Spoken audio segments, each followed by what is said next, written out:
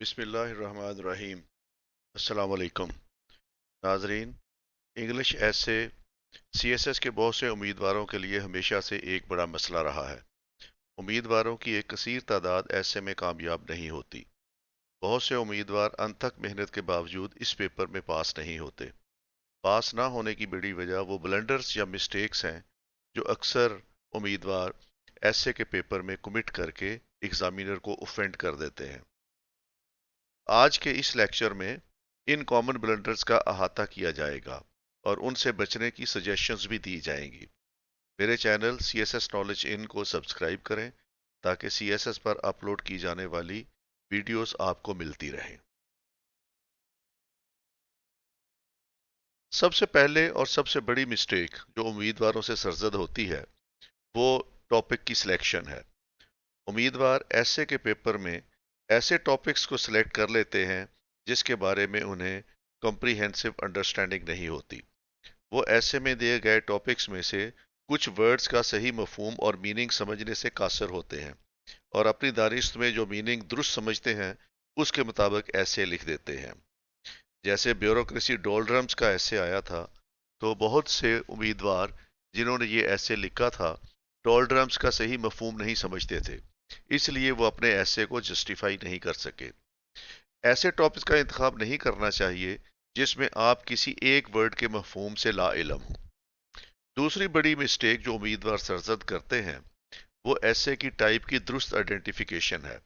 उम्मीदवार टॉपिक तो सिलेक्ट कर लेते हैं लेकिन उन्हें ये यकीन नहीं होता कि ऐसे किस टाइप का है, इसलिए वो उसे दुरुस्त स्ट्रक्चर या अप्रोप्रिएट स्ट्रक्चर में नहीं लिखते। याद रहे कि एक्सपोजिटरी, परसुएसिव और आर्गुमेंटेटिव ऐसे की मेन बॉडी को अलग अलग स्ट्रक्चर में लिखा जाता है।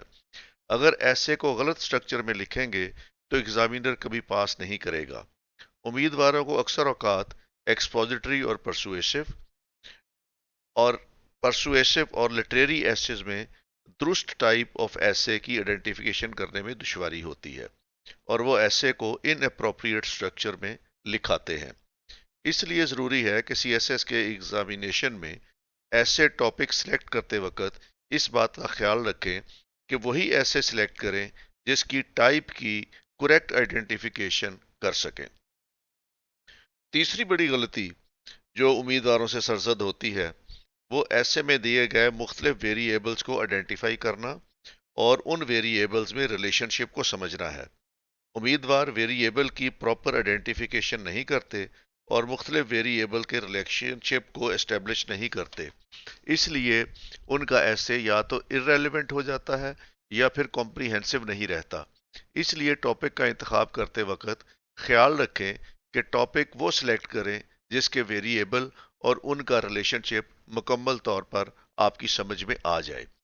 इन पॉइंट का ख्याल रखकर आप एक ऐसा टॉपिक सिलेक्ट कर सकते हैं जिस पर आप एक कॉम्प्रिहेंसिव ऐसे लिख सकें जिससे आपके अच्छे नंबर लेने के इम्कानात रोशन हों।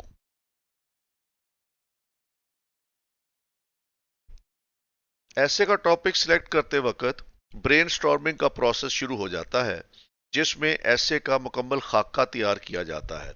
सबसे पहले ऐसे टॉपिक में दिए गए वेरिएबल्स अलग अलग लिखे जाते हैं जिसमें इसेंशियल और नॉन इसेंशियल वेरिएबल्स को अलग अलग किया जाता है और इनसे मुतल्लिक रेलेवेंट मटेरियल और अहम पॉइंट्स या एविडेंस अलग अलग लिख लिए जाते हैं। बहुत से उम्मीदवार इन वेरिएबल्स पर बहुत सतही या सुपरफिशियल ब्रेनस्टॉर्मिंग करते हैं और बहुत से इंपॉर्टेंट एस्पेक्ट को भूल जाते हैं जिससे उनके ऐसे में कॉम्प्रिहेंसिवनेस नहीं रहती। मसलन अगर ऐसे कॉजेस, इम्पैक्ट और रेमेडीज का हो तो वो तमाम कॉजेस या तमाम इम्पैक्ट या रेमेडीज लिखने की बजाय बहुत कम पॉइंट लिखते हैं जिससे उनकी ब्रेनस्टॉर्मिंग डिफेक्टिव या इनअप्रोप्रिएट समझी जाती है। इसी तरह वो कॉजेज और इम्पैक्ट का रिलेशनशिप एस्टेब्लिश करने में नाकाम होते हैं और ऐसे का वो इंप्रेशन नहीं रहता कि एग्जामिनर उसको एक सॉलिड और कॉम्प्रिहेंसिव ऐसे समझे। दूसरी बड़ी मिस्टेक जो उम्मीदवार कमिट करते हैं वो ऐसे की मेन बॉडी को उसके दिए गए फॉर्मेट से कॉन्ट्रेरी स्ट्रक्चर में लिख देते हैं। यानी परसुएसिव एसे की मेन बॉडी को एक्सपोजिटरी एसे की मेन बॉडी में स्ट्रक्चर कर रहे होते हैं, जिससे एसे की आउटलुक खराब हो जाती है। इसलिए जरूरी है कि उम्मीदवार डिफरेंट टाइप के एसेस को अप्रोप्रिएट स्ट्रक्चर में लिखना सीखें और उन्हें एक्सपोजिटरी, परसुएसिव और आर्गुमेंटिव और लिटरेरी एसेस की मेन बॉडी को लिखने की टेक्निक्स आनी चाहिए। ब्रेनस्टॉर्मिंग करते वक्त मेन बॉडी को डिफरेंट सेक्शंस में डिवाइड करके उनको नंबर ऑफ पैराग्राफ्स असाइन करने होते हैं। पैराग्राफ की ये असाइनिंग इस वेरिएबल की एसे पर बेयरिंग के तनासब से होती है।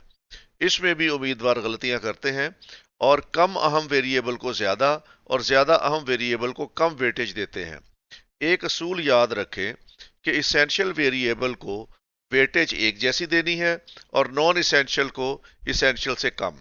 इस तरह ऐसे में सिमेट्री कायम रहेगी। ब्रेनस्टॉर्मिंग में अगला अहम मरहला वेरिएबल के पैराग्राफ में दिया जाने वाला थीम और उससे रेलेवेंट एविडेंस और आर्गुमेंट को रीग्रुप करना है, जिसको बुनियाद बनाकर थीसिस स्टेटमेंट ड्राफ्ट की जाती है। उम्मीदवार इस एविडेंस को रीग्रुप करने में मिस्टेक्स करते हैं। इस तरह वो अपनी थीसिस स्टेटमेंट भी दुरुस्त तौर पर ड्राफ्ट नहीं कर पाते। इससे बचने के लिए एविडेंस और आर्गुमेंट्स को अच्छे तरीके से प्रॉपरली रीग्रुप करें ताकि पैराग्राफ अच्छे तरीके से लिखे जाएं और एविडेंस भी दुरुस्त तरीके से पेश और डिस्कस की जाए। इन गलतियों से इज्तनाब करके ब्रेनस्टॉर्मिंग की एक्सरसाइज अच्छे तरीके से करें। ब्रेनस्टॉर्मिंग के बाद आउटलाइन बनाने का मरहला आता है, जिसमें की जाने वाली गलतियों में आउटलाइन के फॉर्मेट की वायलेशन है। आउटलाइन में एसे का टॉपिक हेडर स्टाइल में लिखा जाता है। उम्मीदवार इसको सेंटेंस फॉर्म में लिख देते हैं। पैराग्राफ का थीम सब हेडर स्टाइल और एविडेंस को बुलेट फॉर्म में लिखा जाता है। बहुत से उम्मीदवार थीसिस स्टेटमेंट को आउटलाइन में या तो लिखते ही नहीं हैं, अगर लिखते भी हैं तो उसको उसकी मखसूस जगह पर नहीं लिखते। थीसिस स्टेटमेंट को ऐसे टॉपिक के बिल्कुल बाद में उसके नीचे लिखा जाता है। एक और गलती जो उम्मीदवार करते हैं वो आउटलाइन में सेक्शंस की नंबरिंग, पैराग्राफ की नंबरिंग और एविडेंस की नंबरिंग के मुताल्लिक है। सेक्शन को रोमन कैपिटल 1 और 2 से लिखा जाता है। पैराग्राफ को स्मॉल अल्फाबेट ABC से लिखा जाता है और एविडेंस को स्मॉल रोमन 1 2 3 से लिखा जाता है। इस तरह की नंबरिंग जो है वो इंग्लिश ऐसे में मुरवजा है। इसके अगर और किसी तरीके से लिखेंगे तो वो लिखना मुनासिब नहीं है। इसलिए पैराग्राफ और आउटलाइन बनाते वक्त इसकी जो नंबरिंग का सिस्टम है, सेक्शंस की नंबरिंग, उसके बाद पैराग्राफ की नंबरिंग और उसके बाद एविडेंस की नंबरिंग, उसकी पाबंदी करना जरूरी है। कुछ उम्मीदवार बाद सब सेक्शंस को बहुत ज्यादा और कुछ को बहुत कम एविडेंस के साथ लिखते हैं, जिससे ऐसे नॉन सिमेट्रिकल हो जाता है।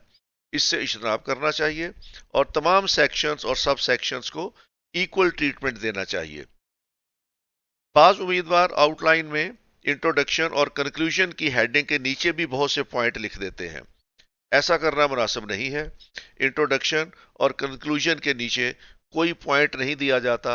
आउटलाइन में सिर्फ इसकी हेडिंग दे दी जाती है और उसके अलावा कोई और चीज इसके नीचे नहीं लिखी जाती।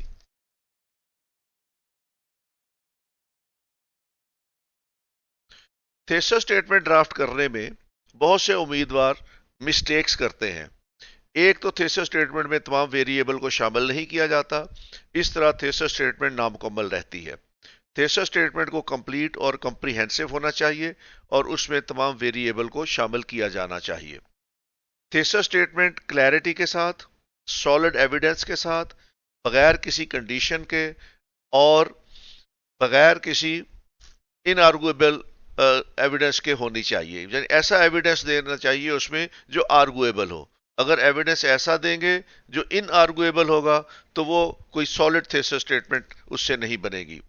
उम्मीदवार थीसिस स्टेटमेंट को अनइम्प्रेसिव और इनकम्प्लीट और इनकंक्लूसिव रहने देते हैं। थीसिस स्टेटमेंट क्लैरिटी के साथ, सॉलिड एविडेंस के साथ, बगैर किसी कंडीशन के और बगैर किसी इनआर्गुएबल एविडेंस के होनी चाहिए। एविडेंस ऐसा होना चाहिए जिसपे आर्गुमेंट दिया जा सके। उम्मीदवार थीसिस स्टेटमेंट को ड्राफ्ट करते वक्त इसका ख्याल भी नहीं रखते, इसलिए थीसिस स्टेटमेंट अनइम्प्रेसिव, इनकम्प्लीट और इनकंक्लूसिव रहती है। इससे अगली अहम मिस्टेक जो बच्चे करते हैं वो ये है कि थीसिस स्टेटमेंट को ऐसे टाइप से कोलैबोरेट करना चाहिए। एक्सपोजिटरी ऐसे की थीसिस स्टेटमेंट इंफॉर्मेटिव होती है, परसुएसिव ऐसे की थीसिस स्टेटमेंट में लॉजिक और रीजन होता है, और आर्गुमेंटेटिव ऐसे में एक स्ट्रॉन्ग पोजीशन रिफ्लेक्ट करनी होती है और उसके बाद उस स्ट्रॉन्ग पोजीशन को आपने आर्गुमेंट दे के उसको प्रूव करना होता है। तो अगर आपके thesis statement according to the type of the essay इन चीजों को कैटर फॉर नहीं करती तो फिर आपका एसे कभी भी एक अच्छा एसे नहीं बन सकता। उम्मीदवार थीसिस स्टेटमेंट ड्राफ्ट करते वक्त इन पॉइंट्स का ख्याल नहीं रखते, इसलिए एक कॉम्प्रिहेंसिव कंप्लीट थीसिस स्टेटमेंट लिखने में कामयाब नहीं होते। अगर इन मिस्टेक्स को दूर कर लिया जाए तो एक परफेक्ट थीसिस स्टेटमेंट लिखकर एसे को ज्यादा इंप्रेसिव लिखा जा सकता है।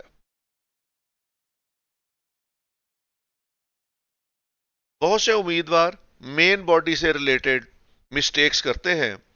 मेन बॉडी लिखने में की जाने वाली गलतियों में सबसे पहली गलती आउटलाइन में दी गई स्कीम की वायलेशन है। जिस तरतीब से आउटलाइन ड्राफ्ट की जाए उसी तरतीब के साथ मेन बॉडी लिखना जरूरी है।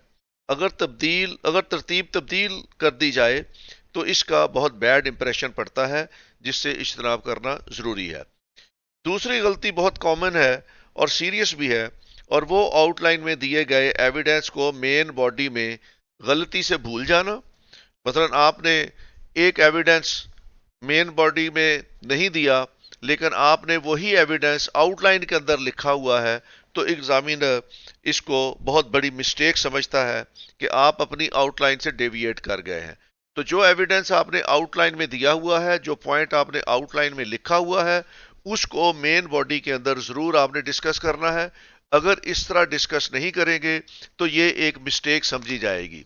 इसी तरह वाइस वर्सा है कि एक एविडेंस आपने आउटलाइन में नहीं लिखा हुआ लेकिन उसको आप मेन बॉडी के अंदर अगर डिस्कस करना शुरू कर देंगे तो ये भी एक मिस्टेक है। एग्जामिनर कहता है कि आपने ये चीजें आउटलाइन में नहीं लिखी, अब मेन बॉडी में एट अ लेटर स्टेज आपको ख्याल आया है तो आपने अब लिखनी शुरू कर दी है। अगर आपको वक्त पे ख्याल आया होता तो आप इसको आउटलाइन का हिस्सा बना देते। तो इस तरह की मिस्टेक्स जो है वो बहुत ग्लेयरिंग मिस्टेक्स हैं, इनसे बहुत ज्यादा एग्जामिनर ऑफेंड हो सकता है, तो इस चीज से इज्तनाब करना चाहिए। बहुत से उम्मीदवार पैराग्राफ लिखते वक्त पैराग्राफ की स्ट्रक्चर को फॉलो नहीं करते। वो टॉपिक सेंटेंस नहीं लिखते, उसके बगैर ही पैराग्राफ लिख देते हैं। पैराग्राफ में एविडेंस दुरुस्त तरीके से नहीं देते, रेफरेंस गलत अंदाज में लिखते हैं, और पैराग्राफ का अहम तरीन हिस्सा एनालिसिस जिसमें एविडेंस को थीसिस स्टेटमेंट से कनेक्ट करना होता है उसको सिरे से लिखते ही नहीं है, और पैराग्राफ को कंक्लूड भी नहीं करते। ऐसा करने से ना तो एविडेंस का इंपैक्ट पड़ता है और ना ही पैराग्राफ इंप्रेसिव रहता है। इसलिए उम्मीदवारों को चाहिए कि वो पैराग्राफ लिखने का तरीका सीखें, उसके तमाम कंपोनेंट्स की अहमियत को समझें और पैराग्राफ दुरुस्त तरीके से लिखने की प्रैक्टिस करें। एक और अहम मिस्टेक जो उम्मीदवारों से सरजद होती है वो एक्सप्रेशन की गलतियां हैं। उम्मीदवारों को करेक्ट एक्सप्रेशन के साथ इंग्लिश लिखने का एक्सपीरियंस नहीं होता और ना प्रैक्टिस होती है। उम्मीदवार ग्रामर रूल्स की बेतहाशा गलतियां करते हैं। सबसे बड़ी गलती स्पेलिंग्स की होती है। कमजोर स्पेलिंग सारे ऐसे की ब्यूटी को खत्म कर देते हैं। इतने सीनियर लेवल पर स्पेलिंग की एक मिस्टेक भी भारी पड़ सकती है, इसलिए स्पेलिंग पर फोकस करें और ऐसे अल्फाज हरगिज ना लिखें जिनके स्पेलिंग्स के बारे में आपको डाउट हो। दूसरी बड़ी गलती ऐसे में टेंसेस का इस्तेमाल है। इसमें कैंडिडेट्स बहुत कंफ्यूज होते हैं और वो टेंसेस का गलत इस्तेमाल करते हैं।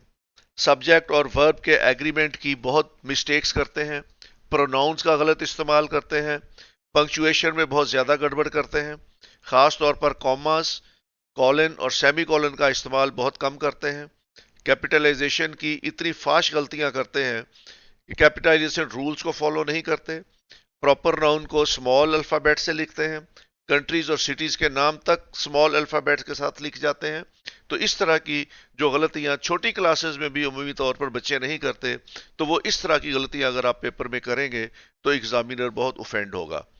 امیدواروں کو سینٹینسز کی سٹرکچر میں بہت مشکلات پیش آتی ہیں. کمپاؤنڈ کمپلیکس سینٹینسز میں وہ سینٹینسز نہیں لکھ پاتے. اسی طرح امیدواروں کی وکیبلری بہت کمزور ہوتی ہے اور اس لیول کے ورڈز نہیں لکھ سکتے جو اس اعلیٰ سطحی ایگزامینیشن میں لکھنے چاہیے. یہ ایک معیاری امتحان ہے. اس میں انگلش ایکسپریشن کا معیار پوسٹ گریجویشن کا ہے، اس لیے اس معیار کی انگلش لکھنے کو اپنائیں اور اس کیلیبر کی انگلش لکھیں جو ایگزامینر آپ سے ایکسپیکٹ کر رہا ہے.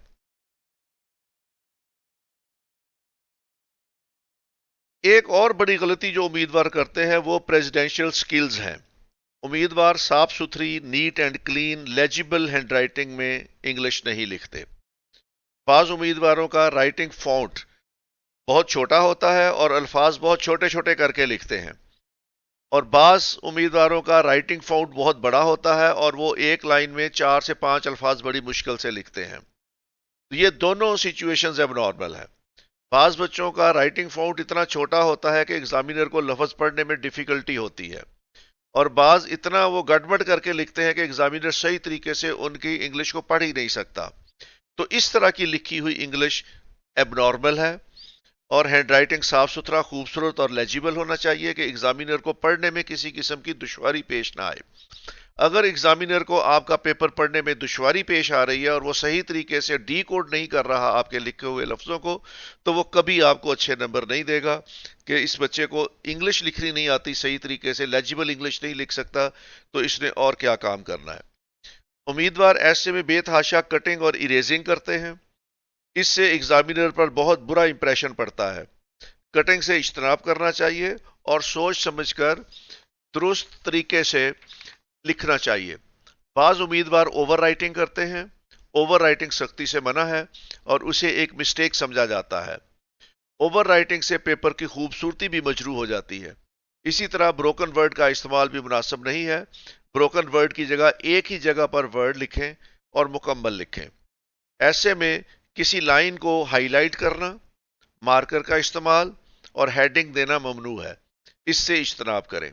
بعض امیدوار مختلف رنگوں کے پین اور بال پوائنٹ استعمال کرتے ہیں. یہ بھی درست نہیں ہے. ایک ہی بال پوائنٹ استعمال کر سکتے ہیں، اسی سے تمام ایسے آپ نے مکمل کرنا ہے. اس کے علاوہ کچھ عمومی غلطیاں بھی ہیں جو امیدوار سرزد کرتے ہیں، جن میں سب سے زیادہ کی جانے والی غلطی ورڈ کاؤنٹ لمٹ ہے. امیدواروں کی اکثریت 2500 الفاظ پر مشتمل ایسے نہیں لکھ پاتے کیونکہ ان کی ٹائم مینجمنٹ کے ایشوز ہوتے ہیں اور وہ 3 گھنٹے میں مکمل ایسے نہیں لکھتے. امیدوار پریکٹس کریں تاکہ مطلوبہ 3 گھنٹوں میں 2500 الفاظ پر مشتمل ایسے لکھ سکیں. میں نے پہلے بھی ایک لیکچر میں بتایا تھا کہ اگر آپ نے 3 گھنٹے میں 2500 الفاظ کا ایسے لکھنا ہے تو آپ کی writing speed 17 word per minute کے حساب سے ہونی چاہیے. اگر آپ کی سپیڈ 17 ورڈ پر منٹ ہے تو یہ خوش آئند ہے. اگر آپ کی سپیڈ اس سے کم ہے تو پھر آپ کو زیادہ پریکٹس کرنی چاہیے تاکہ مطلوبہ 3 گھنٹے میں آپ 2500 الفاظ پر مشتمل ایک ایسے لکھ سکیں. ایک اور غلطی جو امیدوار سرزد کرتے ہیں وہ یہ ہے کہ جہاں آؤٹ لائن ختم ہوتی ہے وہیں سے وہ اپنا ایسے لکھنا شروع کر دیتے ہیں. ایسے ہمیشہ سے نئے پیج سے لکھنا شروع کریں اور ایسے لکھنے کے دوران صفحات میں سے کسی بھی صفحے کا کوئی حصہ یا کوئی لائن خالی نہ چھوڑیں. بعد امیدوار 3 گھنٹے کے گیون ٹائم میں مکمل ایسے نہیں لکھتے. یاد رہے کہ آپ نے 3 گھنٹے میں ایک مکمل ایسے لکھنا ہے جس میں کنکلوژن تک کی آخری لائن شامل ہے. اگر کنکلوژن مکمل آخری لائن تک نہ لکھا جائے تو یہ ایک نامکمل ایسے سمجھا جائے گا اور انکمپلیٹ ایسے پر کبھی بھی ایگزامینر پاس مارکس نہیں دیتا. ایسے ایک فارمل رائٹنگ ہے اور اس میں کنٹریکشنز کا استعمال ممنوع ہے. اسی طرح ایبریویشن کا استعمال بھی رولز کے مطابق کرنا ہے جس کو فالو کرنا ضروری ہے. امیدوار اس کی بھی وائلیشن کرتے ہیں. ऐसे में एविडेंस देने के साथ रेफरेंस देना भी बहुत ज़रूरी होता है। अगर रेफरेंस नहीं देंगे तो एविडेंस की ऑथेंटिसिटी का इशू होगा। इससे जहां एविडेंस दें वहां रेफरेंस भी दें और उसको दुरुस्त तरीके से, जिस तरह रेफरेंस लिखने का तरीका है उसके मुताबिक लिखें। अगर रेफरेंस को दुरुस्त तरीके से नहीं लिखेंगे तो ये काउंटर प्रोडक्टिव होगा। नाजरीन, आज के लेक्चर में हमने वो ब्लंडर्स देखी जो अक्सर उम्मीदवार ऐसे के पेपर में करते हैं और फेल हो जाते हैं। अगर इन मिस्टेक्स पर काबू पा लिया जाए तो ऐसे में अच्छे नंबरों से कामयाबी हासिल की जा सकती है। इन तमाम टॉपिक्स पर मेरे तफसीली वीडियो लेक्चर्स मेरे YouTube channel CSS knowledge in पर दस्तयाब हैं। आप उनसे रहनुमाई ले सकते हैं। मेरे चैनल CSS नॉलेज इन को सब्सक्राइब करें ताकि CSS के मुताल्लिक वीडियो लेक्चर्स आपको मिलते रहें। आपका बहुत बहुत शुक्रिया। अल्लाह ताला आपका निगहबान हो। खुदा हाफिज।